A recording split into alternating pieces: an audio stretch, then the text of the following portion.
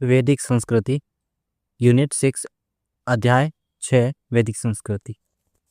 ठीक है। आर्य शब्द गुण का घोतक है जिसका अर्थ है श्रेष्ठ या उत्तम।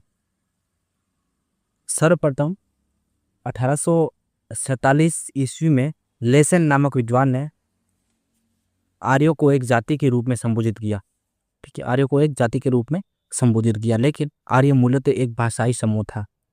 आर्य संस्कृति की भाषा हिंद यूरोपीय भारोपीय भाषा थी, जिसकी संकल्पना सर्वप्रथम विलियम जॉन्स ने दी और बताया कि वैदिक संस्कृत, ग्रीक, लैटिन, आयरिश भाषाओं की जननी भारोपीय भाषा थी। ऋग्वेद में आर्य शब्द 33 बार प्रयुक्त हुआ है और वैदिक संस्कृति सिंधु सभ्यता के बाद अस्तित्व में आई। इसकी जानकारी वेदों से मिलने के कारण इसे वैदिक संस्कृति कहा जाता है। सिंधु सभ्यता नगरीय सभ्यता थी। कैसी थी? नगरीय। और वहीं वैदिक सभ्यता मूलतः ग्रामीण थी। वैदिक सभ्यता कैसी थी? मूलतः ग्रामीण थी। और वैदिक काल को दो भागों में बांटा जा सकता है। ऋग्वेदिक काल 1500 से 1000 ईसा पूर्व और दूसरा है उत्तर वैदिक काल 1000 ईस्वी से 600 ईसा पूर्व। ठीक है। ऋग्वेद का ये काल विंटर निज ने निर्धारित किया था। ठीक है। मूल निवास स्थान, आर्यों के मूल निवास स्थान के बारे में विद्वानों के मत। मैक्स मुलर मानता है कि ये मिडिल एशिया और बैक्टीरिया से आए थे। गाइल्स मानता है कि हंगरी और डैन्यूब नदी घाटी से आए थे। पेंका और हर्ट मानता है कि जर्मन स्कैंडिनेविया से आए थे, नेविया से आए थे। ठीक, स्कैंडिनेविया से आए थे। और नेहरिंग और गार्डन चाइल्ड मानते हैं कि दक्षिण रशिया से आए थे। और बाल गंगाधर तिलक मानते हैं कि उत्तरी ध्रुव से आए थे। ठीक है, यानी कि रशिया वाला वो इलाका, मतलब वो यही रशिया। ठीक है। और गंगानाथ झा मानते हैं कि ब्रह्मश्री देश से आए थे। अविनाश चंद्र दास और डॉक्टर संपूर्णानंद मानते हैं कि सप्त सैंधव प्रदेश वहां से आए थे। ठीक है। और दयानंद सरस्वती और पार्टीजर मानते हैं कि तिब्बत से आए थे। एनसीईआरटी मानती है कि आल्प्स पर्वत के पूर्व में यूरेशिया के पास से आए थे। और राजबली पांडे मानते हैं कि मध्य भारत से आए थे। एलडी काला मानते हैं कि कश्मीर हिमालय से आए थे। और डीएस त्रिदेव मानते हैं कि देविका प्रदेश मुल्तान से आए थे। और बैनफे मानते हैं कि काला सागर से आए थे। ठीक है। भगवान दास गिडवानी ने अपनी पुस्तक रिटर्न ऑफ द आर्यंस में आर्यों का मूल निवास स्थान भारत माना है। क्या माना है? भारत माना है। और बाल गंगाधर तिलक की पुस्तक आर्कटिक होम इन दी वेदास में आर्यों का मूल निवास उत्तरी ध्रुव माना है। क्या माना है? उत्तरी ध्रुव माना है।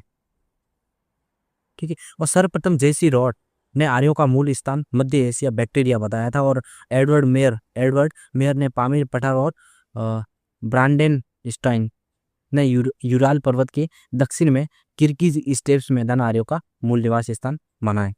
ऋग्वेदिक काल, ऋग्वेदिक संस्कृति ग्रामीण पशुपालन आधारित एवं राजतंत्रीय थी। ऋग्वेदिक आर्य घुमक्कड़ जीवन व्यतीत करते थे और पशुपालन उनका मुख्य व्यवसाय था।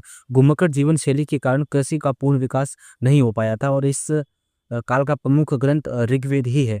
और ऋग्वेद की अनेक बातें ईरानी भाषा के प्राचीनतम ग्रंथ जैन अवेस्ता से मिलती है। और ऋग्वेद सबसे प्राचीन वेद है। आर्य भारत में 1500 ईसा पूर्व के आसपास आए थे। वैदिक संहिताओं की कुल 31 नदियों का उल्लेख है।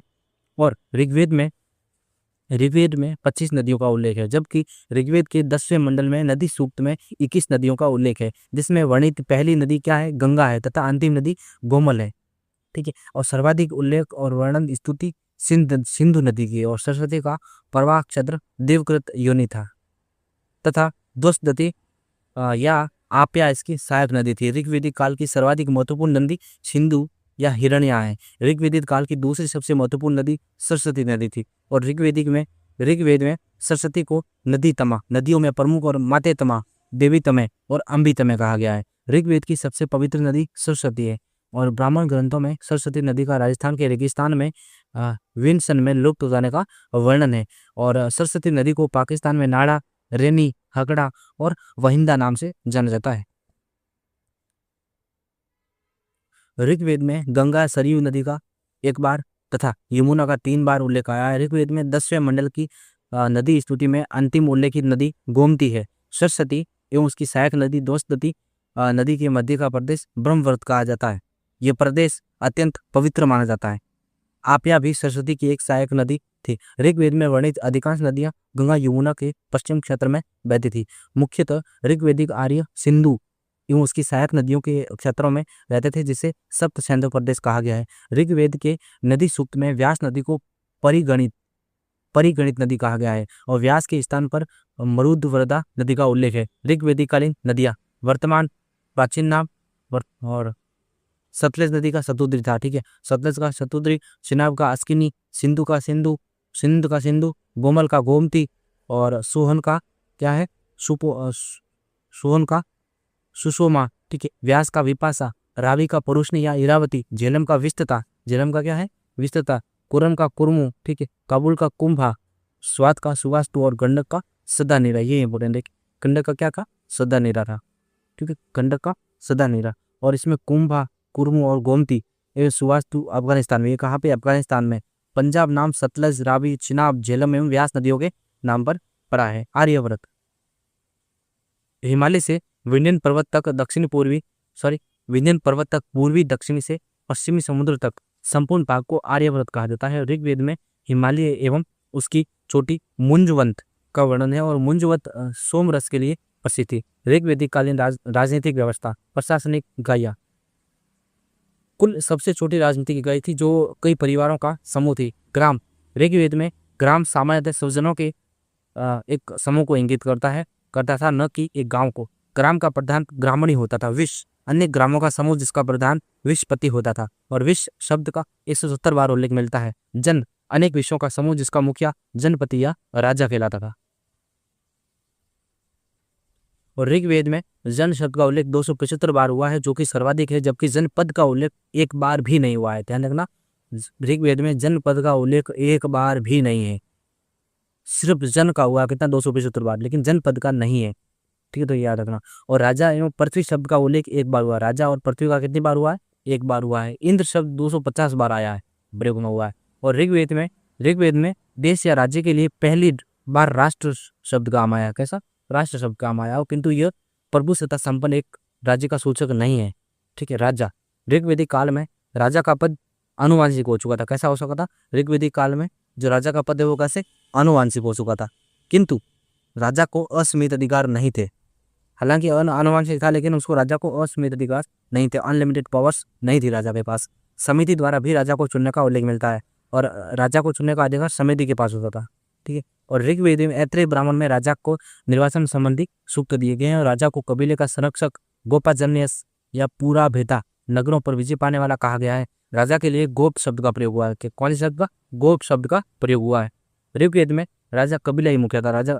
ऋग्वेद में राजा कैसा था, कबीलाई मुखिया था, ठीक है। और वह किसी विशेष भौगोलिक क्षेत्र का स्थायी शासक नहीं था, ठीक है। कोई स्थायी शासक नहीं था। इस काल में राजा भूमि का स्वामी नहीं अपितु युद्ध का स्वामी होता था। राजा भूमि का स्वामी नहीं अपितु युद्ध का स्वामी होता था राजा, ठीक है।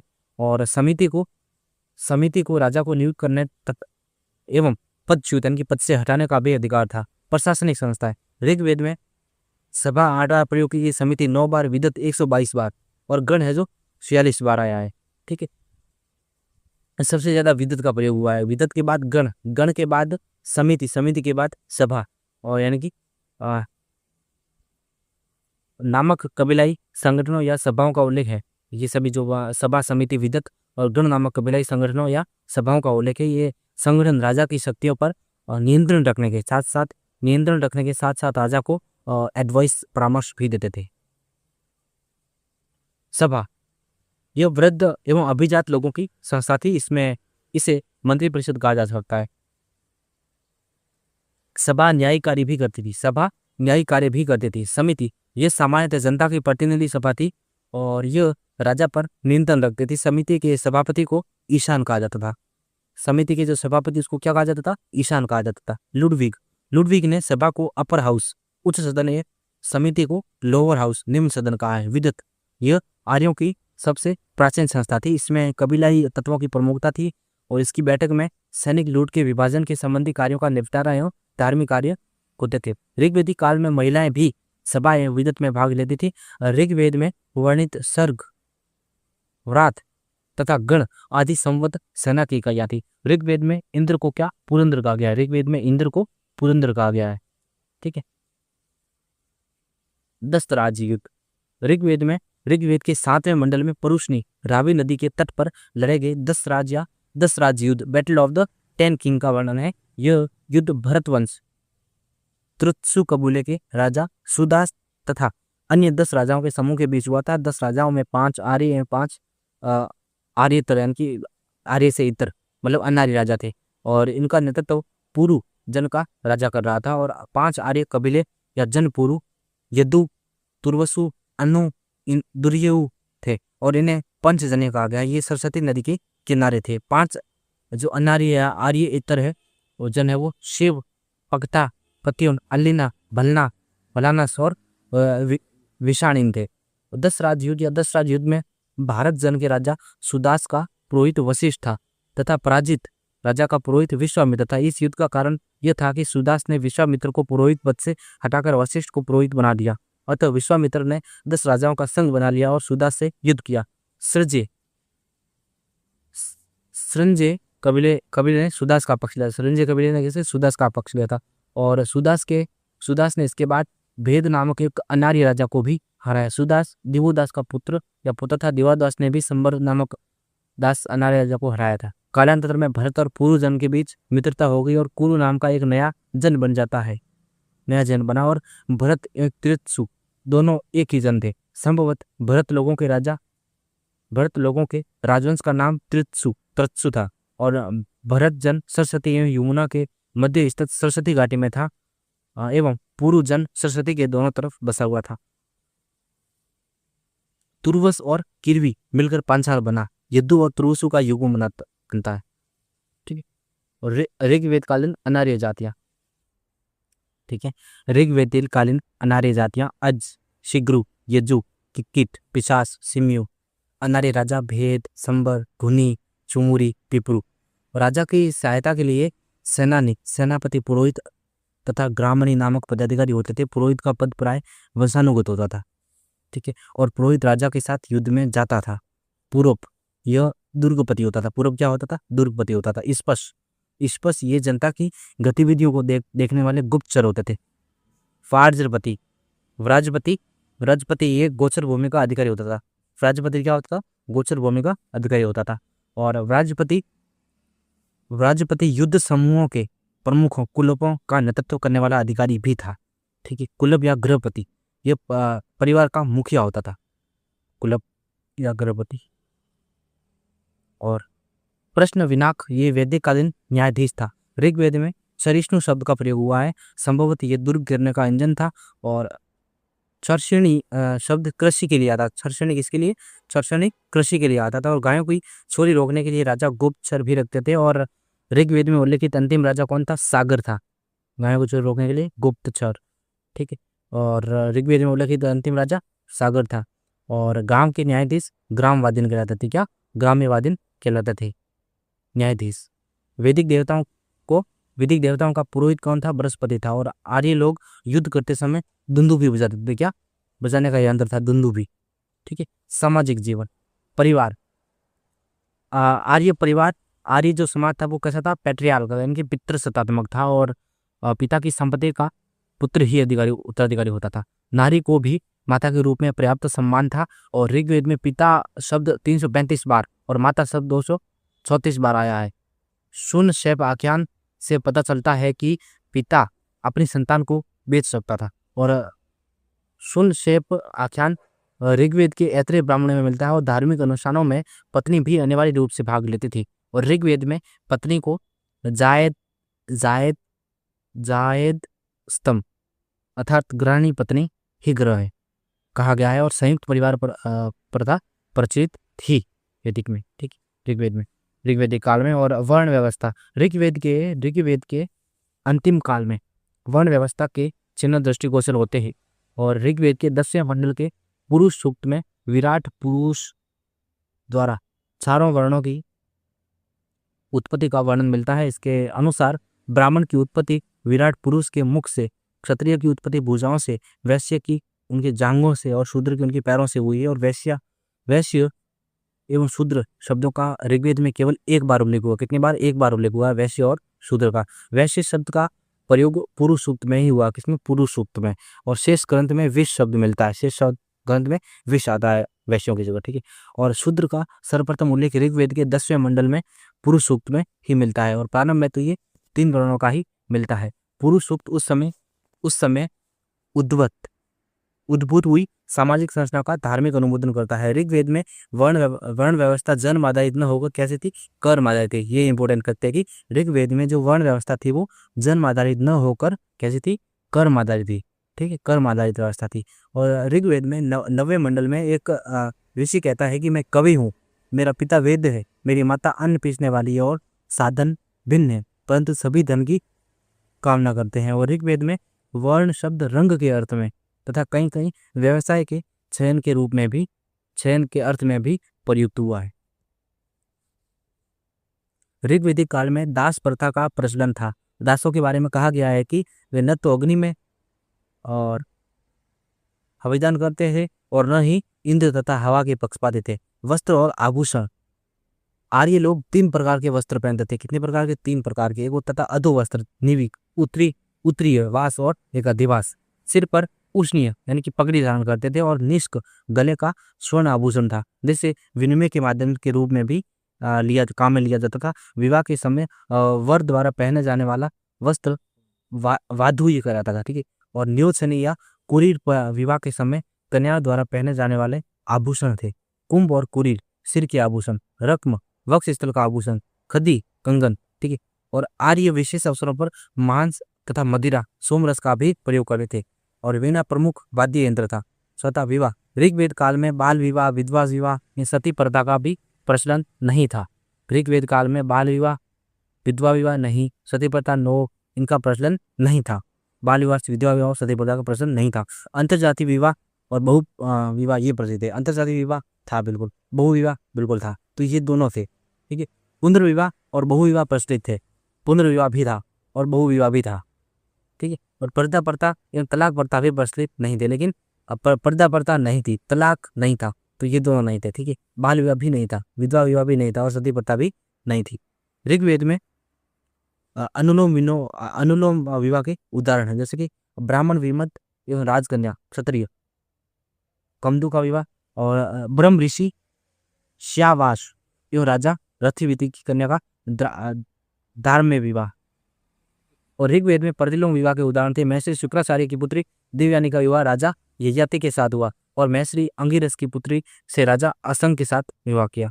और पुनर्विवाह एवं नियोग प्रथा प्रचलित थी। पुनर्विवाह और नियोग प्रथा प्रचलित थी। पर्दा प्रथा एवं तलाक प्रथा का उल्लेख नहीं मिलता है। ऋग्वेद के 10वें मंडल में विवाह सूक्त में विवाह संस्था का उल्लेख हुआ है। कौन सा 10वां मंडल और कौन सा? विवाह सूक्त में हुआ विवाह का। और आजीवन अविवाहित रहने वाली कन्याओं को अमाजु कहा जाता था। उनकी कंवारी जो कन्या रहती थी आजीवन रहती थी, उनको क्या कहा जाता था? अमाजु कहा जाता था।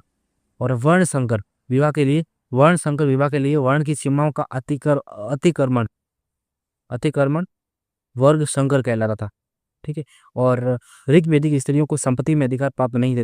ऋग्वेदिक जो स्त्रियां थी उनको संपत्ति में अधिकार नहीं प्राप्त नहीं थे। ठीक है, वे केवल सभा एवं विदत में भाग ले सकती थी।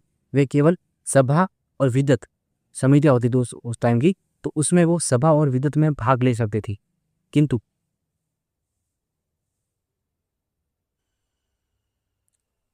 स्त्रियों को कोई राजनीतिक अधिकार नहीं थे। ठीक है, जो उस समय की समितियां होती थी सभा और विदत, इसमें भाग ले सकती थी, लेकिन उनको कोई राजनीतिक अधिकार प्राप्त नहीं था। और स्त्रियां युद्ध में भाग लेती थी। क्या ना, वैदिक काल में स्त्रियां युद्ध में भाग लेती थी, लेकिन युद्ध में सेना का नेतृत्व जो लीडरशिप है वो अक्सर पुरुष ही करते थे। और कन्या की विदाई के समय जो उपहार दिए जाते थे, वो उस वहतु कहते थे। उसको क्या कहते थे? वहतु। उसके बाद शिक्षा की बात करते थे। स्त्रियां भी वैदिक शिक्षा प्राप्त करती थी। स्त्रियां हैं वो भी वैदिक शिक्षा प्राप्त करती थी तथा उन्हें यज्ञ करने का भी अधिकार था। ठीक है, और ऋग्वेदिक काल में पुत्री का उपनयन संस्कार भी होता था। और ऋग्वेद के 8वें मंडल में लोपामुद्रा, घोषा, शिक्ता, निवातरी, अपाला, आत्रेयी, शशि, पेलोमी और कक्षावर्ती, इंद्राणी, विश्वतारा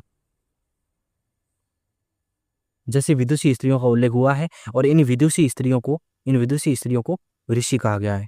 ठीक है, ऋषि कहा गया है। और लोपामुद्रा विदर्भ राजा की पुत्री एवं अगस्त्य ऋषि की पत्नी थी। शिक्षा गुरुकुल में ही दी जाती थी। जो शिक्षा होती थी वो कहाँ दी जाती थी? गुरुकुल में दी जाती थी, तथा मौखिक होती थी। 10 वर्ग ऋग्वेद में दस्यु वर्ग का उल्लेख हुआ है। आर्यों के सबसे बड़े शत्रु दस्यु थे और दस्युओं को अदेव्यु यानी देवताओं में श्राद्ध या विश्वास न रखने वाले, अब्राह्मण यानी कि वेदों को न मानने वाले, अन्य व्रत यानी कि वेदी को उत्तर व्रतों का मानने वाला और अयजुवन यानी कि यज्ञ न करने वाले कहा गया है। दस्युओं के लिए अनास छपटी नाक वाले और मृदवाच कटुवाणी वाले जैसे विशेषणों का प्रयोग हुआ है और उन्हें एक स्थान पर अमानुष भी कहा गया है, यानी अमानुष भी कहा गया है। ऋग्वेद में वर्णित दस्यु संभवतः भारत के मूल निवासी थे और आर्यों के जिस राजा ने दस्युओं को पराजित किया था वह त्रदस्यु था। कौन था? त्रदस्यु कहलाया। आर्थिक जीवन, कृषि एवं पशुपालन। ऋग्वेदिक काल का मूल आधार पशुपालन और एवं कृषि था। ऋग्वेद में अश्व की चर्चा है वो 215 बार, गाय की 176 बार एवं वर्षभ की जो 170 बार हुई है। ऋग्वेद में फाल का उल्लेख मिलता है। कृषि योग्य भूमि को उर्वरा या क्षेत्र कहा गया है। ठीक है, क्षेत्र या क्षेत्र उसका अपभ्रंश होकर क्षेत्र हो जाता है। और ऋग्वेद के चौथे मंडल में कृषि संबंधी प्रक्रिया का उल्लेख हुआ है। ऋग्वेद का जो चौथा मंडल उसमें कृषि संबंधी प्रक्रिया का उल्लेख हुआ है।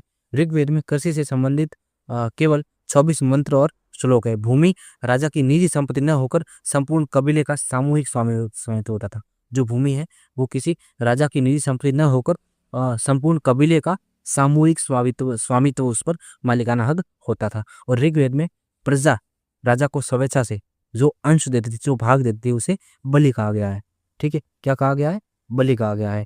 और ऋग्वेदिक समय में कोई नियमित भूमिकर, कोई रेगुलर ऐसा कोई फिक्स्ड टैक्स सिस्टम या भूमिकर नहीं था, लैंड टैक्स। ठीक है, क्योंकि आर्य स्थायी रूप से एक स्थान पर नहीं बसे थे, क्योंकि उस समय जो अलग अलग कबीलों में रहते थे और कबीला परिवर्तनशील था, मतलब स्थानांतरित होता रहता था एक जगह से दूसरी जगह, तो कोई नियमित भूमिकर नहीं था। और गाय आर्यों का मुख्य आर्थिक आधार था। अधिकांश लड़ाइयाँ जो गायों और पशुओं के लिए लड़ी जाती थी। गविष्टि इसको युद्ध का पर्याय माना जाता था। गविष्टि इसको युद्ध का पर्याय माना जाता था। और गवेषण, गोशु, गव्य, गम्य आदि शब्द भी युद्ध के लिए प्रयुक्त हुए हैं। गाय को मुद्रा की भांति समझा जाता था। गाय को अष्टकर्णी कहा गया है और गाय को अवंध्या या अघन्या कहा गया है। और पशु ही इस काल में मुख्य संपत्ति, जो मुख्य एसेट थे वो कौन थे? एनिमल। पणी का मतलब होता है कि ऋग्वेद काल में पणी मवेशियों के छोर होते थे तथा वे व्यापार भी करते थे। घोड़ा आर्यों का बहुत उपयोगी पशु था। घोड़ा आर्यों का बहुत उपयोगी पशु था। और हाथी, ऊंट, बैल, भेड़, बकरी, कुत्ता आदि अन्य उपयोगी जानवर थे। ऋग्वेद में एक ही अनाज जौ का उल्लेख हुआ है और चावल का ऋग्वेद में उल्लेख नहीं मिलता है। ध्यान रखना, चावल का ऋग्वेद में उल्लेख नहीं मिलता है। ऋग्वेद के अनुसार खेती के लिए हल द्वारा भूमि जोतने की शिक्षा सर्वप्रथम अश्विन कुमारों द्वारा दी गई। अश्विन कुमारों द्वारा। और ऋग्वेदिक काल में दासों को खेती में लगाया जाता था। ऋग्वेद में नमक एवं कपास का उल्लेख नहीं हुआ है। ये इंपोर्टेंट है कि ऋग्वेद में नमक और कपास का उल्लेख नहीं हुआ है। ठीक है, ऋग्वेद में बाघ और गेंडे का उल्लेख नहीं है। ऋग्वेद में बाघ और गेंडे का उल्लेख नहीं है। बाघ और गेंडे का उल्लेख नहीं है। उसके बाद व्यापार, बैकनट, सूदगोर के ऋणदाता थे जो बहुत अधिक ब्याज देते थे। उधार दिए गए ऋण के लिए कुसीद तथा उधार देने के कार्य को कुसीद वृत्ति कहा गया है। ठीक है, कुसीद वृत्ति यानी कि उधारी। ठीक है, व्यापार वस्तु विनिमय बार्टर सिस्टम द्वारा होता था। कर का भार प्राय वैश्य समुदाय पर था। कर का भार है वो किसी पर? वैश्य समुदाय पर था। और उर्ध्र यानी कि अनाज मापने का एक यंत्र होता था, उसको उर्ध्र कहा जाता था। ठीक है, स्तवी क्या है? अनाज संग्रह का पात्र था। स्तवी अनाज संग्रह का पात्र था। ऋग्वेद में बढ़ई, रथकार, बुनकर, चर्मकार, कुमार आदि शिल्पियों का उल्लेख हुआ है। कमार या बढ़ई तक्षण संभवतः शिल्पियों का मुखिया होता था। ऋग्वेद में अयश शब्द तांबे एवं कांसे के लिए प्रयुक्त हुआ है। ऋग्वेदिक आर्य लोहे से परिचित नहीं थे। तो ये भी इंपोर्टेंट है कि हमने हड़प्पा सभ्यता ऊपर पढ़ी तो उसमें भी लोहे से परिचित नहीं थे। तो ऋग्वेदिक जो आर्य थे वो भी लोहे से परिचित नहीं थे। ऋग्वेदिक धर्म, ऋग्वेदिक ऋषियों ने जिस देवता की प्रार्थना की उसे ही सर्वोच्च मानकर उसमें संपूर्ण गुणों का आरोपण कर दिया। मैक्स मुलर ने इसे हीनोथिज्म कहा है। और ऋग्वेदिक आर्य एक सार्वभौम सत्ता में विश्वास करते हुए भी बहुदेववादी हो गए, क्योंकि आर्यों ने सर्वप्रथम घोष एवं पृथ्वी की उपासना शुरू की। घोष को आर्यों का पिता कहा गया है, पिता कहा जाता है। घोष को आर्यों का पिता कहा जाता है। और ऋग्वेदिक देवता ऋग्वेदिक देवता प्रकृति के प्रतिनिधि माने जाते थे तथा लोग उनकी पूजा प्रकृति के प्रकोप को कम करने हेतु करते थे। और यास के अनुसार ऋग्वेदिक आर्यों के देवताओं की 3 श्रेणियां विद्यमान थी। 3 श्रेणियां थी। कौन सी? पहली श्रेणी आकाश के देवता सूर्य, घोष, वरुण, मित्र, उषा, अदिति, उषा, अश्विन, ये सब। दूसरा अंतरिक्ष के देवता इंद्र, रुद्र, मरुत, वायु, पर्जन्य, ठीक है। और पृथ्वी के देवता अग्नि, सोम, पृथ्वी, बृहस्पति, सरस्वती। और ऋग्वेद में कुल 33 देवताओं का उल्लेख है। ऋग्वेद में वरुण एवं मित्र का सहस्त्र स्तंभों वाले महल में निवास करने का वर्णन है। प्रमुख देवता इंद्र ऋग्वेद का सबसे महत्वपूर्ण देवता है और इसे पुरंदर भी कहा गया है। और ऋग्वेद में दूसरे मंडल में इंद्र की स्तुति में सर्वाधिक 250 सूक्त है, ठीक है। और इंद्र को वर्षा का देवता माना गया है। इंद्र का आह्वान भौतिक सुख एवं विजयों के लिए किया जाता था। इंद्र के लिए रथेष्ट, विजेंद्र, सोमपाल, सतक्रतु, वत्रहंता, वत्र नामक राक्षस का वध करने के कारण, ठीक है, मध्वा, मध्वन, उदार आदि नामों का प्रयोग भी किया गया है। और इंद्र की पत्नी इंद्राणी शशि है। और त्वष्टि को इंद्र का पिता कहा गया है। अग्नि, इस इंद्र के बाद सर्वाधिक 200 सूक्त अग्नि की स्तुति में है, ठीक है। अग्नि इंद्र के बाद दूसरा सेकंड इंपोर्टेंट देवता, महत्वपूर्ण देवता थे। और अग्नि देवताओं एवं मनुष्यों के मध्यस्थ था। इसके माध्यम से देवताओं को आहुतियां दी जाती थी। और ऋग्वेद में अग्नि को देवताओं का मुख कहा गया है। ठीक है। और ऋग्वेद के प्राय सभी मंडलों के जो प्रथम सूक्त अग्नि को समर्पित है। जो प्रथम सूक्त है वो किसको? अग्नि को समर्पित है। वरुण, ऋग्वेद का तीसरा जो महत्वपूर्ण देवता है वो वरुण था। इसका लगभग 30 बार उल्लेख मिलता है। और ये नदियों, जल, समुद्र का देवता था। वरुण को प्राकृतिक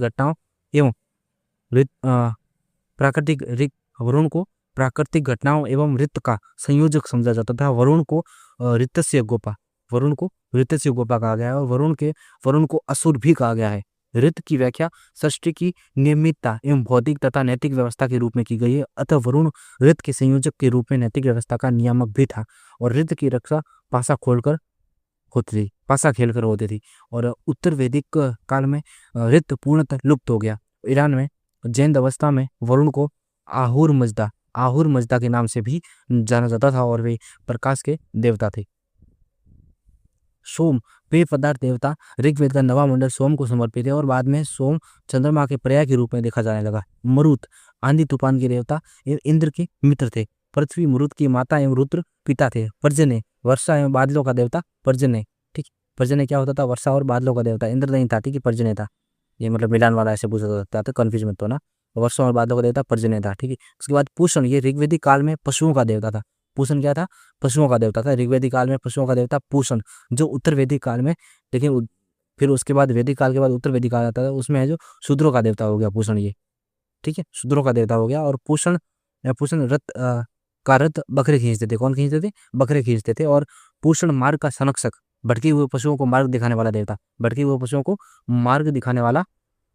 देवता था। और ये विवाह के भी प्रमुख देवता थे। और ऋग्वेद का विवाह सूक्त इन्हीं को समर्पित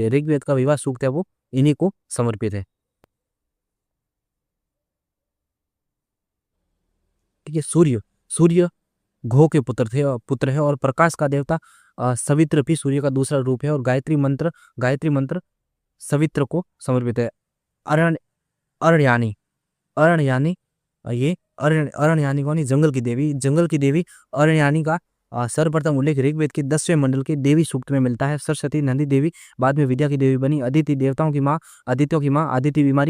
आदित्य बीमारी एवं अनिष्ट से मुक्ति दिलाने वाली देवी है। दिशना क्या होती थी? वनस्पति की देवी। सविता देवताओं की आंख या शत्रु, ये पाप मोचन देवता था। और अश्विनी देवताओं का भिक्षक या विद्य कहा गया है। मित्र, इसको वरुण का नेत्र भी कहा गया है। मित्र कौन होता था? वरुण का नेत्र, उसको मित्र कहा गया है। रुद्र, उग्र देवता जो भय उत्पन्न करने वाले थे। और रुद्र को दूसरे देवताओं की तरह बलि नहीं दी जाती थी।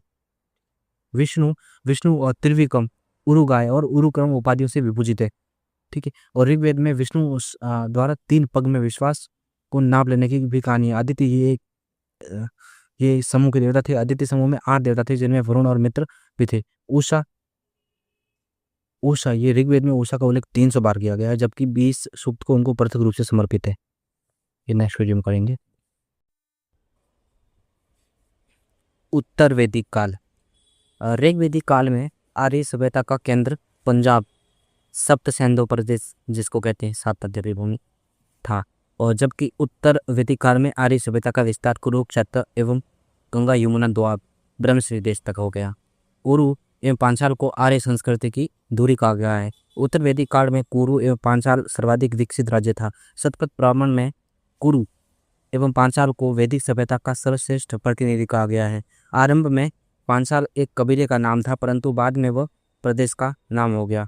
कुरु राज्य की प्रारंभिक राजधानी आसंदीवत थी। क्या थी? आसंदीवत थी। और बाद में इंद्रप्रस्थ हस्तिनापुर राजधानी बनी। चांदोग्य उपनिषद में कहा गया है कि कुरु जनपद में न कभी ओले पड़े और न ही अकाल पड़ा।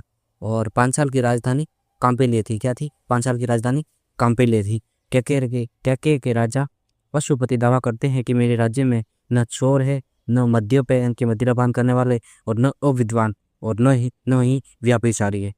उत्तर वैदिक काल में अंतिम चरण में 600 ईसा पूर्व के आसपास लगभग आर्य सभ्यता का विस्तार सदानीरा नदी, सदानीरा यानी कि गंडक नदी जो बिहार में है, उस तक हो गया। ठीक है। और आर्य कौशल, विदेह एवं अंग राज्य से परिचित थे, यद्यपि मगध एवं अंग आर्य क्षेत्र से बाहर थे। अथर्ववेद में मगध के लोगों को वरात्य कहा गया है। क्या? वरात्य। और इस काल में आर्य सभ्यता का केंद्र मध्य देश था, जो सरस्वती से गंगा यमुना दोआब तक विस्तृत था। शतपथ ब्राह्मण के अनुसार विदेह माधव अग्नि को धारण कर अपने पुरोहित गौतम राहुगण के साथ अग्नि से सब कुछ जलाता हुआ पूर्व की ओर बढ़ा, परंतु अग्नि सदानीरा वर्तमान गंडक नदी बिहार को नहीं चला पाई। और इसका तात्पर्य है कि वैदिक आर्य सदानीरा नदी तक पहुंच गए। ठीक है। और उत्तर वैदिक काल में सामवेद, यजुर्वेद, अथर्ववेद तथा ब्राह्मण ग्रंथों और अनेक उपनिषदों की रचना हुई। उत्तर वैदिक कालीन ग्रंथों में त्रिककूट नामक एक पर्वत श्रृंखला का उल्लेख मिलता है। राजनीतिक व्यवस्था, प्रशासनिक इकाइयाँ। ऋग्वैदिक कालीन छोटे कबीले जन एक दूसरे में विलीन होकर बड़े जनपदों का रूप ले रहे थे। पुरु एवं भरत मिलकर कुरु तथा तुर्वुस एवं किवी मिलकर पांचाल कहलाए। राजा, ऋग्वैदिक काल में राजा कबीले का शासक होता था, जबकि उत्तर वैदिक काल में जीवन में कृषि के कारण आए स्थायित्व के कारण कबीले बड़े जनपदों में परिवर्तित हो गए तथा राजा बड़े प्रदेश पर शासन करने लगा। उत्तर वैदिक काल में राजतंत्र ही शासन का आधार था, पर कहीं कहीं गणराज्यों के भी उदाहरण मिले हैं। अथर्ववेद में विष्णु द्वारा राजा के चुनाव का वर्णन मिलता है। राजा निरंकुश नहीं थे। सभा एवं समिति राजा पर नियंत्रण रखते थे। समिति के अध्यक्ष को ईशान कहा गया है। ईशान किसको कहा गया है? ईशान समिति का जो अध्यक्ष होता था ऋग्वैदिक काल में, उत्तर वैदिक काल में उसको ईशान कहा गया है। और राजा का राज्याभिषेक व्याघ्र की खाल पर होता था। व्याघ्र यानी कि जो शेर या चीता है उसकी खाल पर होता था। ठीक है। और अथर्ववेद में सभा समिति को प्रजापति की 2 पुत्रियां कहा गया है। किसको? सभा और समिति को प्रजापति की 2 पुत्रियां कहा गया है। और सभा को अथर्ववेद में नरिष्ठा, क्या? नरिष्ठा भी कहा गया है, जिसका शाब्दिक अर्थ है अनुउल्लंघनीय, मतलब जिसका उल्लंघन नहीं हो सकता। और उत्तर वैदिक काल में विद्युत का उल्लेख नहीं मिलता है। रखना, लेटर वैदिक पीरियड में उत्तर वैदिक काल में विद्युत का वर्णन नहीं मिलता है, विद्युत का उल्लेख नहीं मिलता है, जबकि ऋग्वैदिक काल में मिलता है आपका। ठीक है। तो ऐत्रेय ब्राह्मण में राजा की देवी की उत्पत्ति संबंधी विवरण मिलता है। राजा का देवी उत्पत्ति का सिद्धांत है, उसे संबंधित विवरण मिलता है। अब राजा साधारण उपाधियों के स्थान पर राजाधिराज, सम्राट आदि उपाधि धारण करने लगे। ऐत्रेय ब्राह्मण में विभिन्न दिशाओं के शासकों की शासन प्रणाली तथा गोपद ब्राह्मण के अनुसार शासकों के लिए निर्धारित यज्ञ का विवरण दिया गया है, जो निम्नलिखित है। पहला है पूर्व या प्राची साम्राज्य, सम्राट और वाजपेयी यज्ञ था। ठीक है। पश्चिम, ठीक है, स्वराज्य, सौराट उपाधि धारण करते थे और अश्वमेध यज्ञ करते थे। ठीक है। उत्तर में वैराज्य, विराट, पुरुषमेध यज्ञ। दक्षिण में भोज्य, ठीक है, राज्य का नाम भोज्य और समाधि भोज या सर्वराट और सर्वमेध यज्ञ।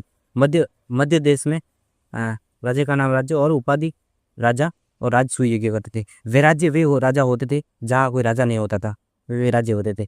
और उपनिषद काल में दार्शनिक राजा, शतपथ ब्राह्मण एवं छांदोग्य उपनिषद के अनुसार विदेह राजा और राज्य और राजा देखते हैं। विदेह का कौन था? जनक था। कैकेय का कौन था? अशुपति था। काशी का कौन था? काशी का अजातशत्रु था। पांचाल का कौन था?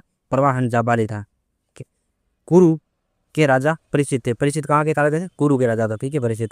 और अथर्ववेद में परीक्षित को मृत्यु का देवता बताया गया है। अथर्ववेद के एक मंत्र में परीक्षित को संगीत का नायक कहा गया है। राष्ट्र शब्द प्रदेश का सूचक है। राष्ट्र शब्द इसका प्रदेश का सूचक है और इसका बहुप्रचलन उत्तर वैदिक काल में हुआ है, मतलब ज्यादा प्रचलन उत्तर वैदिक काल में इसका राष्ट्र शब्द का हुआ, ठीक है। और शतपथ ब्राह्मण में राज्याभिषेक शब्द का उल्लेख मिलता है, ठीक।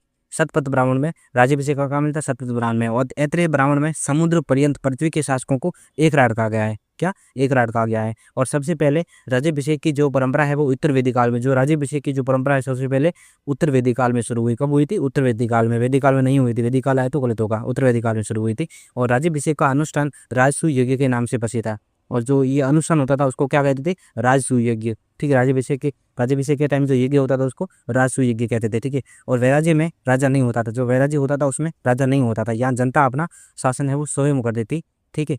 और कर प्रणाली, टैक्स सिस्टम, ठीक है। उत्तर वैदिक काल में नियमित कर प्रणाली विकसित हुई, ठीक है। और ऋग वैदिक कालीन बलि जो एक स्वैच्छिक कर था वो उत्तर वैदिक काल में नियमित कर हो गया, रेगुलर टैक्स हो गया। और वैदिक काल में राजा को बलिहार, वैदिक काल में राजा को बलिहार यानी कि बलि देने वाला और विषामता भी कहा गया है, ठीक है। और अथर्ववेद के अनुसार राजा को आय का 16वां भाग मिलता था। किसके अनुसार? अथर्ववेद के अनुसार राजा को आय का कौन सा भाग? 16वां भाग मिलता था, ठीक है। आय का 16वां भाग मिलता था। उत्तर वैदिक काल में राजा की स्थायी सेना नहीं होती थी, जान देखना, उत्तर वैदिक काल में राजा की स्थायी सेना भी नहीं होती थी, ठीक। रत्निन, यजुर्वेद में राजा के उच्च पदाधिकारी, जो राजा के उच्च पदाधिकारी होते थे उनको रत्नी या रत्निन कहा जाता था। और रत्नी राज्याभिषेक के अवसर पर उपस्थित होते थे। राज्याभिषेक के अवसर पर उपस्थित होते थे और राज्याभिषेक के अवसर पर राजा रत्नियों के घर जाता था, ठीक है। और शतपथ ब्राह्मण में 12 रत्निनों के नाम मिलते हैं, रत्नी यानी मंत्री। इन रत्निनों को पंचविंश ब्राह्मण में वीर कहा गया है, पंचविंश ब्राह्मण में वीर कहा गया है। राजा सहित कुल 12 रत्निन होते थे। राजा, दूसरा पुरोहित, सेनानी, युवराज, एक होता था महिषी या रानी या पटरानी, वो महिषी होती थी। उसके बाद एक सूत होता था यानी कि सेना का नायक या सारथी, जैसे कहते हैं ना, मतलब जो सूत पुत्र करण, तो नायक या सारथी वो होता, ठीक है। ग्रामणी, ये होता है ग्राम का स्वामी होता था। क्षता, प्रतिहारी, राजा प्रसाद के रक्षक या क्षत्रिय। संग्रहिता, ये कोषाध्यक्ष होते थे। भागदूत यानी कि अर्थ मंत्री या वित्त मंत्री या कर संग्रह होता था, उसको भागदूत कहा जाता था। अक्षवाप, ये पासे के खेल में राजा का सहयोगी होता था, उसको अक्षवाप कहा जाता था। उसके बाद पालागल आता है, ये राजा का मित्र एवं संदेशवाहक था, राजा का मित्र एवं संदेशवाहक पालागल। शतपथ ब्राह्मण एवं काष्ठ संहिता में गोविकर्तन, गवाध्यक्ष तथा बढ़ई एवं रथकार के नाम भी रत्नियों की सूची में मिलते हैं। पुरोहित सबसे प्रमुख अधिकारी होता था। पुरोहित राजा का पथ प्रदर्शक मित्र होता था।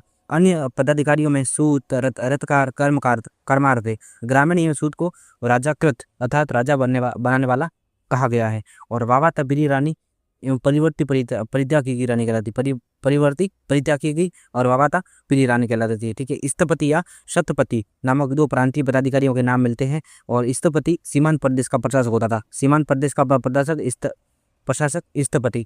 और शतपति कौन होता था? 100 गांवों के समूह का जो अधिकारी होता था उसको शतपति कहा जाता था, ठीक है। तो ये उत्तर वैदिक काल में। और वैदिक काल में राजा का मुखिया ग्रामणी कहता था। गांव का जो मुखिया वो क्या कहलाता था? ग्रामणी कहलाता था। जबकि गांव से बड़ी इकाई विष कहलाती थी। उस गांव से बड़ी इकाई कौन सी? विष कहलाती थी। और मुखिया उसका जो विष का मुखिया विषपति कहलाता था, ठीक है। उत्तर वैदिक काल में ग्रामणी सैनिक, नागरिक, अधिकारी दोनों में से था, ठीक है। और ग्रामणी के माध्यम से गांव में शाही शक्ति का प्रयोग किया जाता था, ठीक है। यानी कि पावर उसके पास है, किसके पास? ग्रामणी के पास। और परिवार का मुखिया गर्भपति, गण का मुखिया गणपति कहलाता था।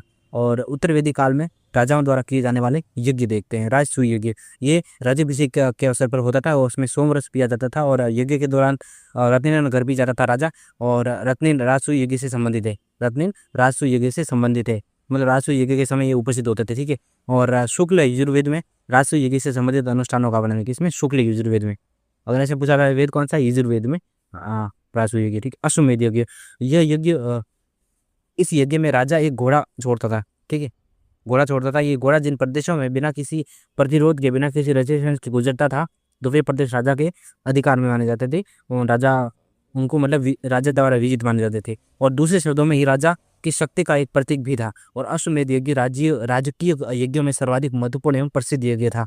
और परिपल्व परिपल्व आख्यान या व्रब व्रव्यमजन स्नान या अश्वमेध यज्ञ से संबंधित था। और एवल प्रशस्ति में इस स्नान का उल्लेख है जो पुलकेशिन पत्र ने किया था। ये जो परिपल्व आख्यान तथा व्रव्य मजन या अव्रव्य स्नान, ये अश्वमेध यज्ञ से संबंधित था। किससे? अश्वमेध यज्ञ से संबंधित था। और एवल प्रशस्ति जो अभिलेख है उसमें इस स्नान का उल्लेख है। और ये किसने किया था? ये इंपोर्टेंट है, पुलकेशिन प्रथम ने किया था। किसने? पुलकेशिन प्रथम ने किया था। अश्वमेध यज्ञ का विशद वर्णन की जो विस्तृत वर्णन है वो शतपथ ब्राह्मण में दिया गया। किसमें? शतपथ ब्राह्मण में दिया गया। और महाभारत के अश्वमेध पर्व में 14वां पर्व है में युधिष्ठिर द्वारा अश्वमेध यज्ञ का उल्लेख है। तैत्तिरीय ब्राह्मण और आपस्तंभ और अश्वलायन और शंखायन सूत्रों में भी अश्वमेध यज्ञ की जानकारी है। अंतिम अश्वमेध यज्ञ जयपुर के राजा सवाई जयसिंह द्वितीय ने किया था। ठीक है, सवाई जयसिंह द्वितीय ने किया था। इसके बाद वाजपेयी यज्ञ। इस यज्ञ में राजा द्वारा रथों की दौड़ का आयोजन होता था जिसमें राजा को सहभागियों द्वारा विजयी बनाया जाता था। और वाजपेयी यज्ञ में पृथ्वी माता की पूजा होती थी। किसकी? पृथ्वी माता की पूजा होती थी। और ये क्या है? अग्निष्टोम यज्ञ। इस यज्ञ में सोम पीसा जाता था तथा अग्नि को पशु बलि दी जाती थी। और इस यज्ञ से पूर्व याज्ञिक और उसकी पत्नी को 1 वर्ष तक सात्विक जीवन व्यतीत करना पड़ता था। यह यज्ञ 1 दिन में संपन्न हो जाता था। पुरुष मेध यज्ञ, इसमें पुरुष की बलि दी जाती थी। अग्निष्टोम में पशु की, जबकि जो पुरुष मेध यज्ञ होता था इसमें पुरुष की बलि दी जाती थी तथा 25 यूपों यानी याज्ञिक की स्तंभों के प्रयोग का विधान था। इसमें पुरुष मेध का वर्णन शतपथ ब्राह्मण में। शूलगव यज्ञ रुद्र शिव को प्रसन्न करने के लिए किया जाता था। इसमें रुद्र को एक बैल अर्पित किया जाता था। ये सर्वप्रथम यज्ञ अश्वत्थामा ने किया था। किसने किया था? अश्वत्थामा ने। सामाजिक स्थिति, वर्ण व्यवस्था, ऋग्वेदिक की पढ़ रहे हैं हम, उत्तर वैदिक लेटर वैदिक पीरियड की पढ़ रहे हैं। ठीक है, वर्ण व्यवस्था। उत्तर वैदिक काल में वर्ण व्यवस्था में कठोरता आने लगी। जो वर्ण व्यवस्था थी वो धीरे धीरे कठोर होने लगी। और वर्ण व्यवस्था कर्म के स्थान पर अब है जो जन्म का स्थान ले लिया। और व्यवसाय भी है जो आनुवांशिक होने लगे। ठीक है, ऑब्वियस बात है कि जन्म आधारित होगी वर्ण व्यवस्था तो आनुवांशिक हो गई। ठीक है, तो जबकि ऋग्वेदिक काल में ऐसा नहीं था। समाज स्पष्ट 4 वर्णों में विभक्त हो गया। समाज था वो 4 वर्णों में विभक्त हो गया। ये थे ब्राह्मण, क्षत्रिय, वैश्य और शूद्र। ठीक है, और ऐत्रेय ब्राह्मण में सर्वप्रथम चारों वर्णों की क्षत्रियों का उल्लेख किया गया। किसमें? ऐत्रेय ब्राह्मण में। ठीक है, और कर्म कांडों एवं यज्ञों का प्रचलन बढ़ा जिससे ब्राह्मणों की शक्ति है वो बड़ी। ब्राह्मण, क्षत्रिय, वैश्य ही उपनयन संस्कार के अधिकारी थे। इन तीनों को द्विज कहा जाता था, मतलब अलग है सबसे। और शूद्र को उपनयन संस्कार का पात्र नहीं माना जाता था उत्तर वैदिक काल में। और शतपथ ब्राह्मण में चारों वर्णों की अंत्येष्टि के लिए 4 प्रकार के तिलों का उल्लेख किया गया है। और उत्तर वैदिक काल में वैश्य ही कर चुकाते थे। ठीक है, और शतपथ ब्राह्मण में वैश्य का लक्षण दूसरे को बलि देने वाला अर्थात अन्यस्त बलि यानी कर देने वाला, और दूसरे राजा द्वारा भोज्य या उपयोग में आने वाला अन्य साध्य बताया गया है। और ब्राह्मण एवं क्षत्रिय वैश्यों द्वारा दिए गए कर पर निर्भर थे। ठीक है, युद्ध एवं कृषि दोनों क्षेत्रों में लोहे के प्रयोग से मूलभूत सामाजिक परिवर्तन आने लगे। एक शस्त्रधारी एवं शक्तिशाली नए क्षत्रिय वर्ग का उदय हुआ। ब्राह्मणों एवं क्षत्रियों में श्रेष्ठता के लिए प्रतिस्पर्धा थी। शतपथ ब्राह्मण में एक स्थान पर क्षत्रियों को ब्राह्मणों से श्रेष्ठ बताया गया है, किंतु यह भी कहा गया है कि ब्राह्मण राजा पर आश्रित है और उसके पार्श्व में नीचे की ओर पीठासीन है, परंतु वो राजा से श्रेष्ठ है। और काटक संहिता के अनुसार ब्राह्मण के पिता या माता को क्या पूछते हो?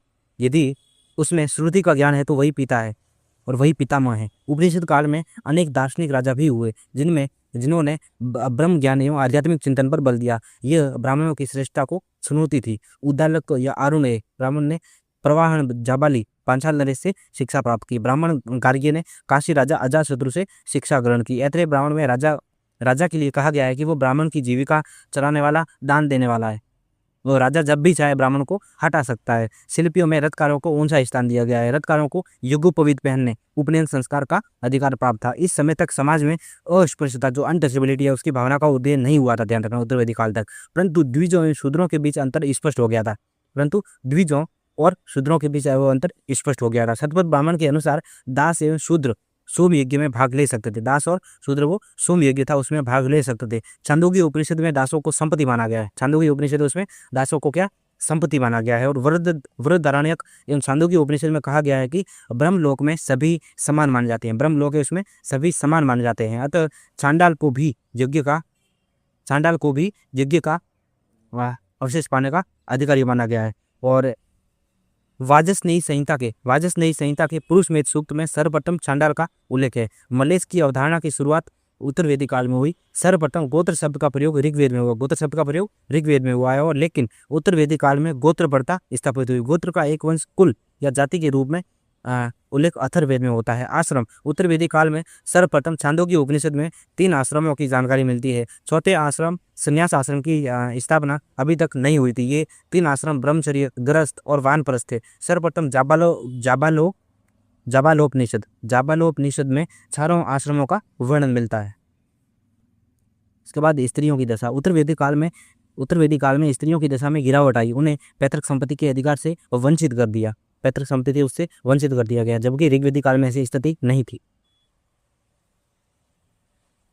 ठीक है। और सभा एवं समिति में स्त्रियों का प्रवेश वर्जित हो गया था।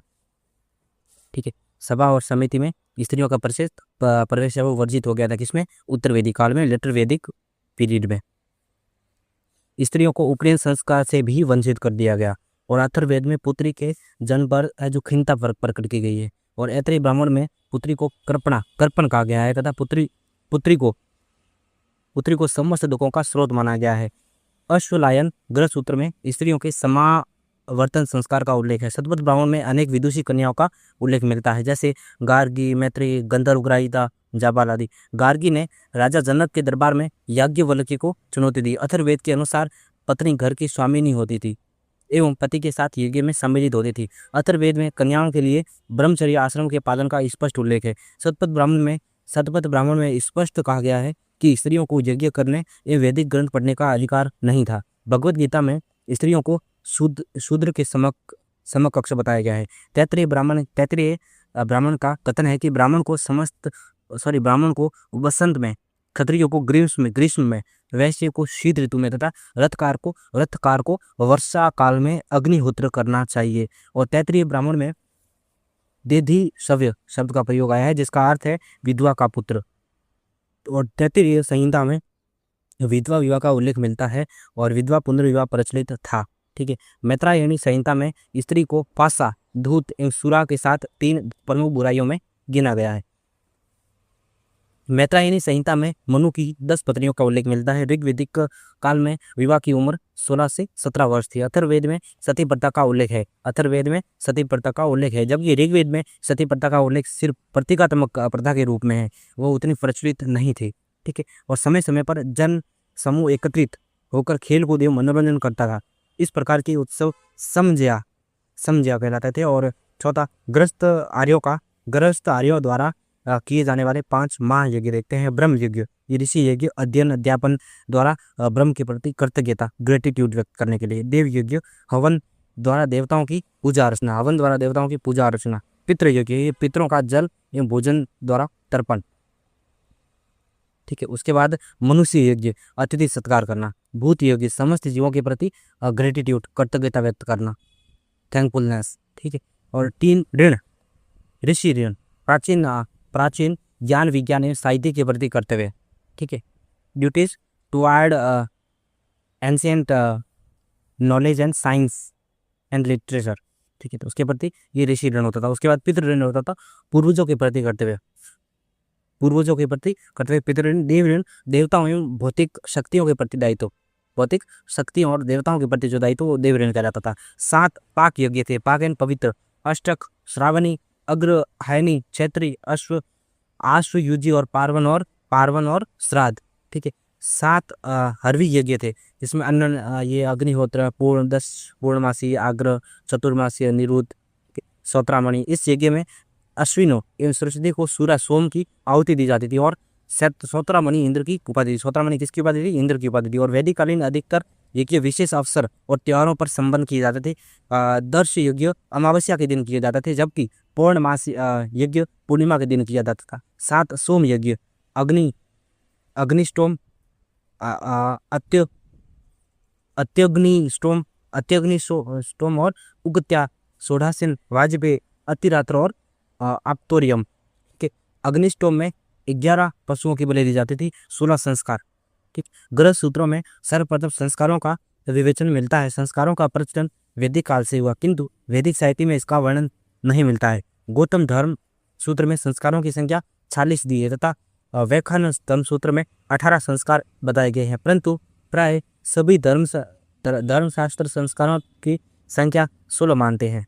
प्राय गर्भाधान, उसके बाद पुष्पवन, उसके बाद सीमंतोन्यम, जातकर्म, नामकरण, निष्कर्मण, अन्नप्राशन यानी कि अन्न ग्रहण करने वाला, ठीक है। उसके बाद छूड़ा कर्म, ठीक है। उसके बाद कर्ण वेद यानी कि कान को वेदना। उसके बाद विद्या आरंभ यानी कि शिक्षा, ठीक है। उसके बाद उपनयन होता है, उसके बाद वेदा आरंभ होता है, उसके बाद केशांत, उसके बाद समापवर्तन, उसके बाद विवाह होता है, उसके बाद अंत्येष्टि होती है। तो ये 16 के संस्कार बताए गए हैं, 18, ठीक है। 16 है, लेकिन इसमें जो व्याख्यानस धर्म सूत्र है उसमें 18 संस्कार बताए गए हैं, लेकिन ऐसे तो कहते हैं 16 है, ठीक है। उपनयन संस्कार केवल द्विजों के लिए ही था, उनके मतलब जो सूत्र है उसको उनके लिए नहीं था। इसमें यज्ञोपवीत धारण किया जाता था, यज्ञोपवीत धारण किया जाता था। 4 आश्रम, ब्रह्मचर्य, गृहस्थ आश्रम, उसके बाद वानप्रस्थ आश्रम, उसके बाद संन्यास आश्रम। 4 पुरुषार्थ थे, धर्म, अर्थ, काम, मोक्ष। विवाह केवल आश्वलायन ग्रह सूत्र में 8 प्रकार के विवाह का उल्लेख है। किसमें? आश्वलायन ग्रह सूत्र में। ब्रह्म विवाह, इसमें लड़की का पिता वेदज्ञ शीलवान पर वर ढूंढता है। इस विवाह को सर्वोत्तम माना गया है। ये समान जाति और वर्ण होता था। उसके बाद देव विवाह, इसमें यज्ञ करने वाले पुरोहित के साथ कन्या का विवाह होता था, यज्ञ करने वाले पुरोहित के साथ, ठीक है। आश्व विवाह, इसमें वर द्वारा कन्या के पिता को कन्या के बदले एक जोड़ी बैल एवं गाय भेंट की जाती थी। प्रजापति विवाह, इसमें कन्या का पिता वर को बिना दहेज के कन्या प्रदान करता है तथा वर वधु धर्म का आचरण करते हुए विवाह करते हैं। असुर विवाह, इसमें कन्या का पिता धन वधु शुल्क लेकर कन्या को बेच देता था, इसमें शुल्क विवाह भी कहा जाता है इसको। और गंधर्व विवाह, ये परिणय विवाह प्रेम विवाह होता था। उसके बाद राक्षस विवाह, इसमें बलपूर्वक कन्या का अपहरण करके विवाह किया जाता था। महाभारत में इसे छत्र धर्म कहा गया है और इसे छात्र विवाह भी कहा गया है, राक्षस विवाह को, ठीक है। इसके बाद पैशाच विवाह ये निकृष्टतम विवाह है। इसमें छल द्वारा कन्या के शरीर पर अधिकार किया जाता था, ये पैशाच विवाह, ठीक है। और प्रथम 4 विवाह को धर्मानुकूल बना गया, जबकि कुछ शास्त्रार्थ गंधर्व विवाह को भी मान्यता देते हैं। और विवाह में ब्रह्म विवाह सबसे आदर्श था और आधुनिक समय में भी अधिकांश विवाह ब्रह्म विवाह ही होते हैं। आर्थिक जीवन, कृषि एवं पशुपालन। उत्तर वैदिक काल में कृषि आर्यों का मुख्य व्यवसाय था। उत्तर वैदिक काल में कृषि था वो आर्यों का मुख्य व्यवसाय था, ठीक है। और काठक संहिता में 24 बैलों द्वारा खींचे जाने वाले हलों का उल्लेख मिलता है। हल को और लांगल कहा जाता था। शतपथ ब्राह्मण में कृषि की चारों क्रियाएं जुताई, बुआई, कटाई तथा मड़ाई का उल्लेख हुआ है। वैदिक ऋचाओं में लोग अब भी पशुधन की वृद्धि की कामना करते थे, क्योंकि पशु ही चल संपत्ति का मुख्य आधार थे, ठीक है। इस काल की मुख्य फसल जौ के स्थान पर गेहूं एवं धान हो गई। चावल का उल्लेख यजुर्वेद में बिरही नाम से हुआ है और ऋग्वेद में इसका उल्लेख नहीं है। वैदिक आर्यों का चावल से प्रथम परिचय गंगा घाटी के दुआब 1000 ईसा पूर्व से 800 ईसा पूर्व के आसपास हुआ। अथर्ववेद के अनुसार सर्वप्रथम पृथुवैन्य ने हल और कृषि को जन्म दिया और अथर्ववेद में पृथुवैन्य को कृषि का पहला अनुसंधानकर्ता माना गया है। तैत्तिरीय ब्राह्मण में अन्न को ब्रह्म तथा यजुर्वेद में हल को शीर कहा गया है।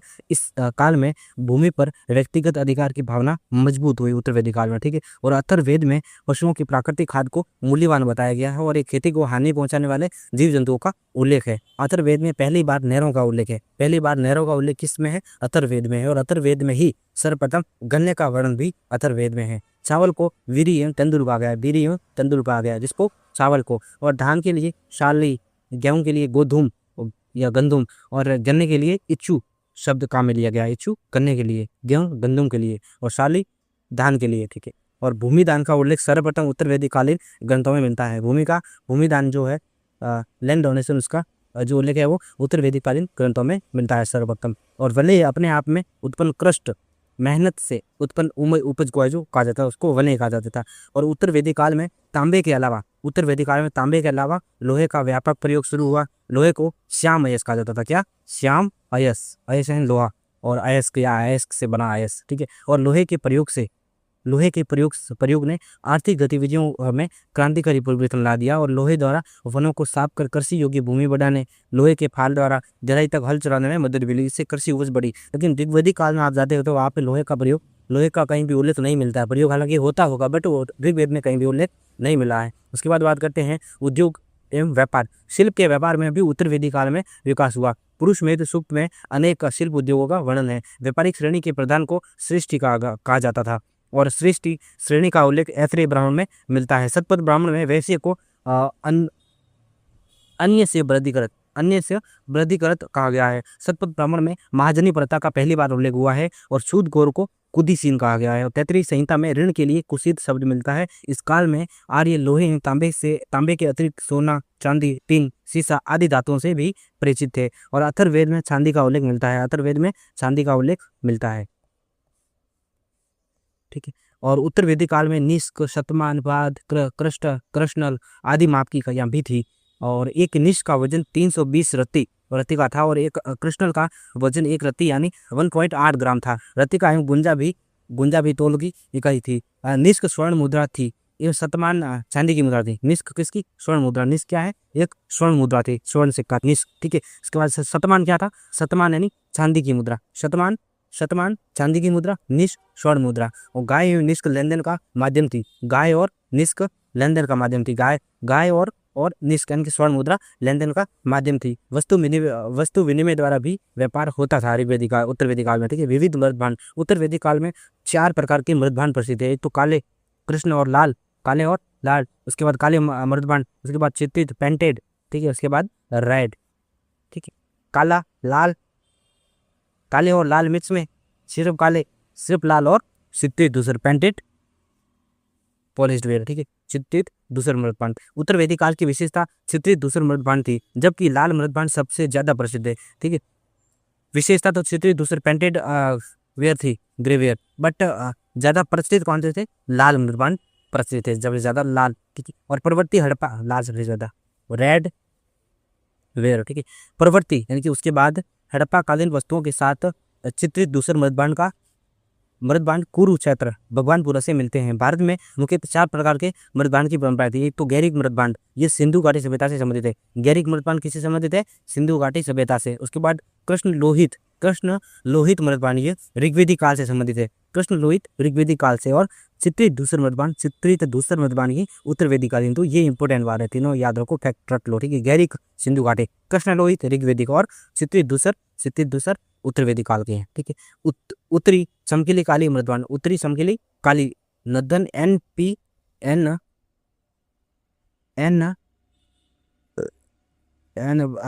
Northern black polished ware NPBW, ये उत्तर मौर्य काल के, मौर्य काल के आसपास, ये मौर्य काल के आसपास है NBPW। ठीक है। उत्तर वैदिक काल का सबसे बड़ा लोहपुंज अंतर्जी खड़ा मिला। सबसे बड़ा जो लोहपुंज है वो कहाँ से मिला? उत्तर वैदिक काल का अंतर्जी खड़ा में। ठीक है। अंतर्जित खड़ा, ये उत्तर प्रदेश में। उत्तर वैदिक भारत की प्राचीनतम लोह युगीन बस्तियां वैदिक कालीन चित्रित दूसर मृदभांड से संबंधित थी।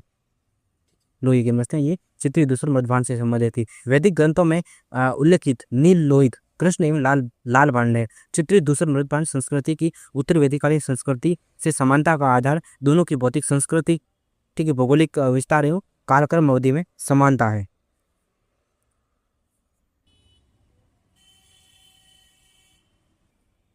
धार्मिक जीवन। उत्तर वैदिक काल में धार्मिक अनुष्ठानों और कर्म कांडों में वृद्धि हुई।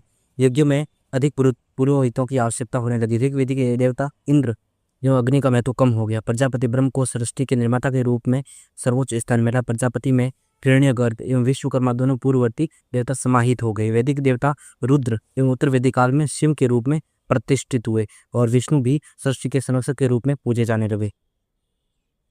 ठीक है। उत्तर वैदिक काल में बहुत देववाद और कर्म कांडों की प्रतिक्रिया के फलस्वरूप उपनिषदों ने यज्ञों एवं कर्म कांडों की निंदा की। उत्तर वैदिक काल में बहुत देववाद और कर्म कांडों की प्रतिक्रिया के फलस्वरूप उपनिषदों ने यज्ञों एवं कर्म कांडों की निंदा की। ठीक है। उपनिषदों में ब्रह्म को एकमात्र परम सत्ता, सुप्रीम एंटिटी कहा गया है। ठीक है।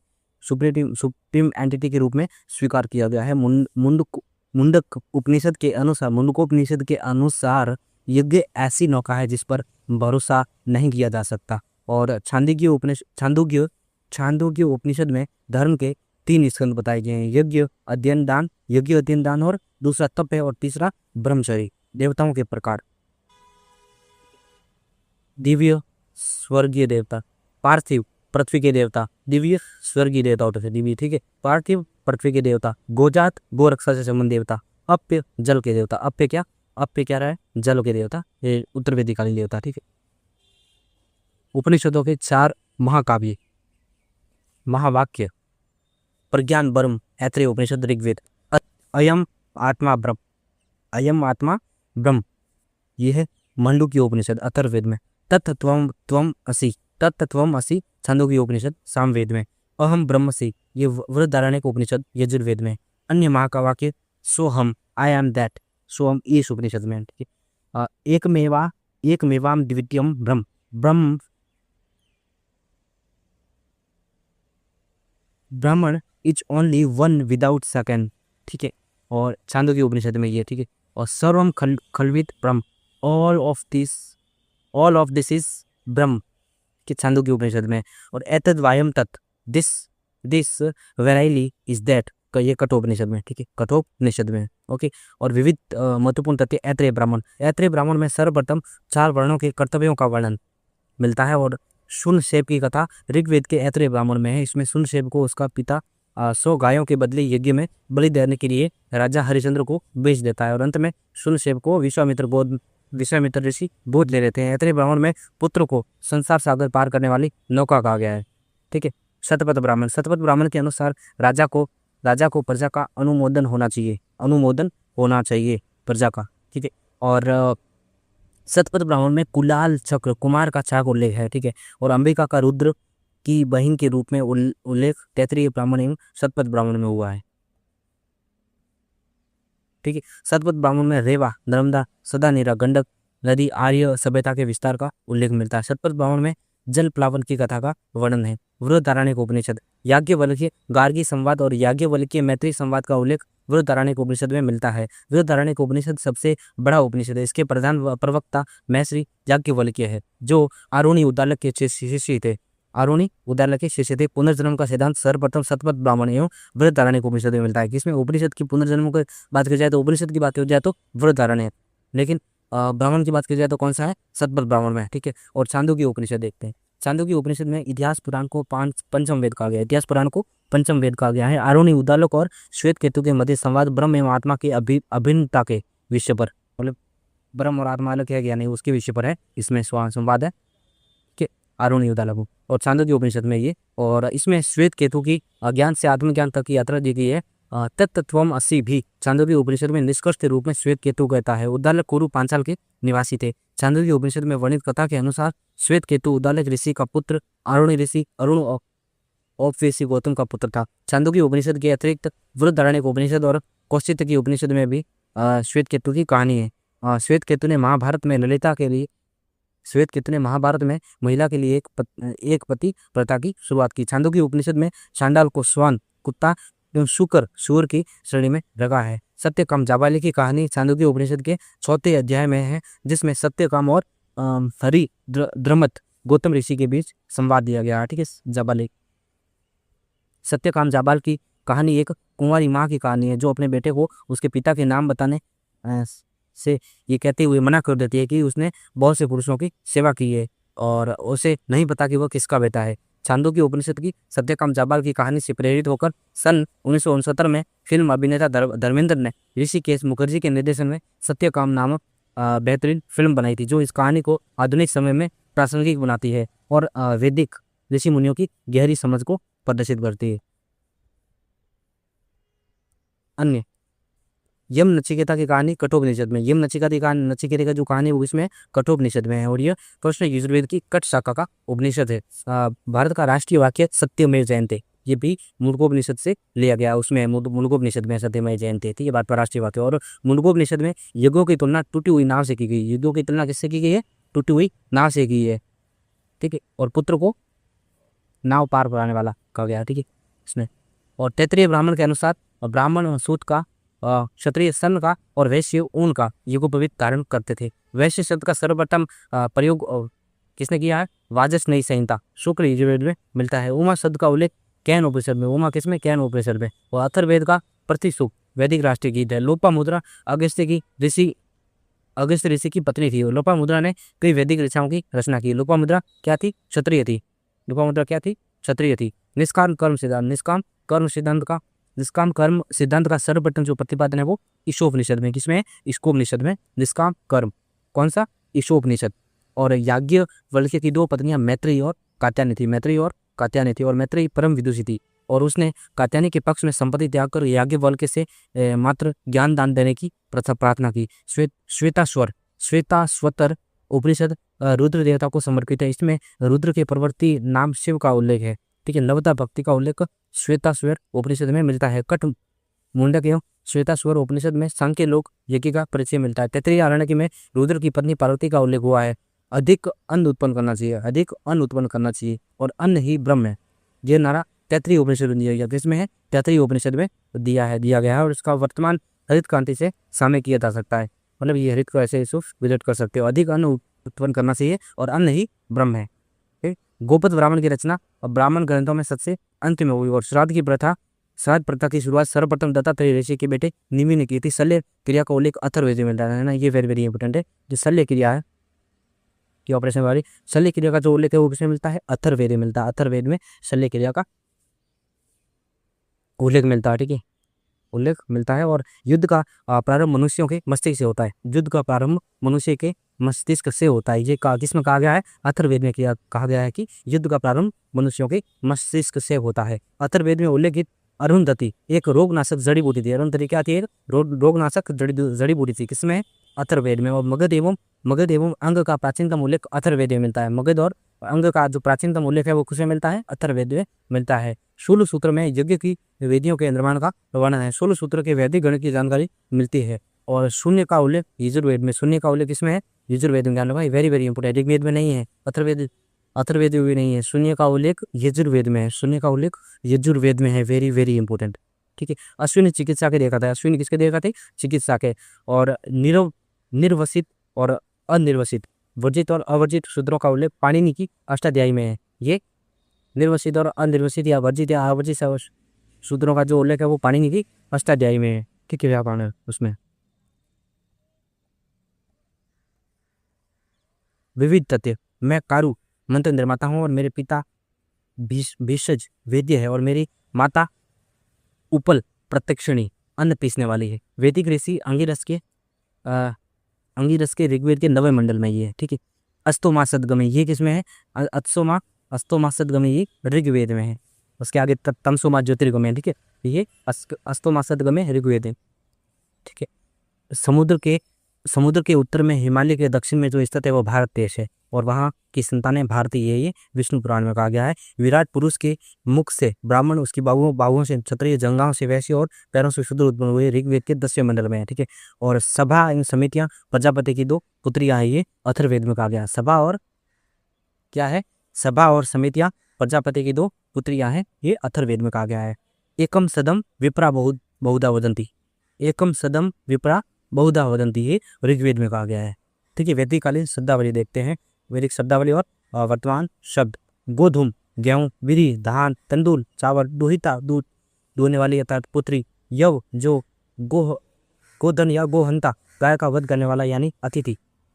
गाय का वध करने वाला यानी अतिथि, ये गोहंता। ठीक है, नियोगवर्ता पति के न होने पर पति के अन्य निकट रिश्तेदार के पुत्र के लिए सहवास। पति के न होने पर पति के अन्य निकट रिश्तेदार के साथ पुत्र के लिए सहवास करना, ये नियोगवर्ता होगी। क्षत्रिय या क्षत्रिय की विद्वान ब्राह्मण। द्विज जिसका जन्म 2 बार हुआ हो, शाब्दिक अर्थ में। ठीक है, गविष्ठी गायों की खोज, शाब्दिक अर्थ गायों की खोज इसका, और युद्ध होता था। गवेषण या गोसु या गव्य ये युद्ध होते थे। गव्युति और गौर ceremony ये इंपोर्टेंट है, वेरी वेरी इंपोर्टेंट। दूरी के माप है, ऋग्वेदिकालीन दूरी के माप है। गव्युति और गो चर्मन दूरी के माप है। ठीक है, गव्य और गव्युति ये छारा का है, लेकिन गव्युति और गो चर्मन ये दूरी के माप है, ध्यान रखना। लेकिन गव्य और गव्यति ये छारे का है। ठीक है, दोनों मतलब एक दूसरे रिलेटेड है। कंफ्यूजन वाले तो उनको याद रखो। गोजित जन का नायक, गोमत गायों का स्वामी एक समृद्ध व्यक्ति, गोपति इंद्र की एक उपाधि है। ठीक है, व्राजपति एक सारा गांव का अधिकारी, गांव का प्रधान। जन या विष वैदिक कबीले होते थे। नृप्त चचेरे भाई बहन या भतीजे। नृप बलि राजा को स्वेच्छा से दी गई भेंट होती थी। राष्ट्र प्रदेश या राज्य क्षेत्र वैदिक युग में पहली बार प्रयोग हुआ है। राष्ट्र लांगल वरक या शिरा या फाल हल। धन मरुस्थल होता था। मरुस्थल का मतलब धन का मतलब क्या है? मरुस्थल। किनाश का मतलब होता है हल चलाने वाला। पणि का मतलब होता है व्यापारी या गायों के लुटेरे। अनस का मतलब होता है बैलगाड़ी। पतिकृत का मतलब होता है अग्निदेव। पतिकृत यानी अग्नि देवी। भिषज का अर्थ होता है वेद, वेद वेद क्या भिषज, ठीक है। गर्भपति का मतलब होता है परिवार या परिवार का वयोवर्धन, सबसे बूढ़ा व्यक्ति। उर्वरा वरिष्ठ व्यक्ति, ठीक है। उर्वरा जुते हुए खेत, ठीक है। उर्वरा यानी जुते हुए खेत। और व्रक या उत्तन ये बैल होते थे, ओक्शन या बैल होते थे। व्रक या ओक्शन बैल। करिश या करिश और सकृत ये गोबर की खाद होती थी। सीता ये हल से बनी हुई नालियां होती थी। अवध ये कुआं होता था। उदर उर्दर उर्दर ये अनाज मापने वाले यंत्र होते थे। पर्जन्य यानी कि बादल, बादल ये इंपोर्टेंट है, पर्जन्य बादल। और मुंजवंत पर्वत ये हिंदू कुश पर्वत को मुंजवंत पर्वत कहा गया हिंदू कुश पर्वत को, ठीक है। और तस्सर छरकी या हथकरघा। और पुरु सरिष्णु दुर्गों को गिराने वाला यंत्र। स्थवी अनाज का कोठार। कुल्या नहर। तक्षण बढ़ई। गोबला या गोवाल भैंस। कुलाल मिट्टी के बर्तन बनाने वाला कुंभकार। रई संपत्ति या चांदी का सिक्का। वापता नाई। और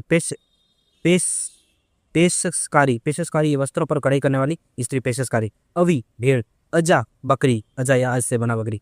वाय या तंतुवाय जुलाहा होता था। वाय या तंतुवाय वो बेचने का यंत्र नहीं होता था, ये उसको जुलाहा को कहते थे, तंतुवाय। सीरी बुनाई का काम करने वाली नारी, बुनाई का काम करने वाली नारी सीरी कहलाती थी, ठीक है। केवर्त यानी कि मछुआरा। केवर्त किसको, मछुआरे को क्या कहा जाता था, केवर्त। वणिक इनकी व्यापारी होता था। पयस दूध को कहा जाता। पेस किसको, पयस को दूध को, पयस दूध को, ठीक है। घृत घी को। करमार यानी लोहा को कहा जाता था। उसके बाद अष्टकर्णी ये गाय को कहा जाता था। रिभु बोना।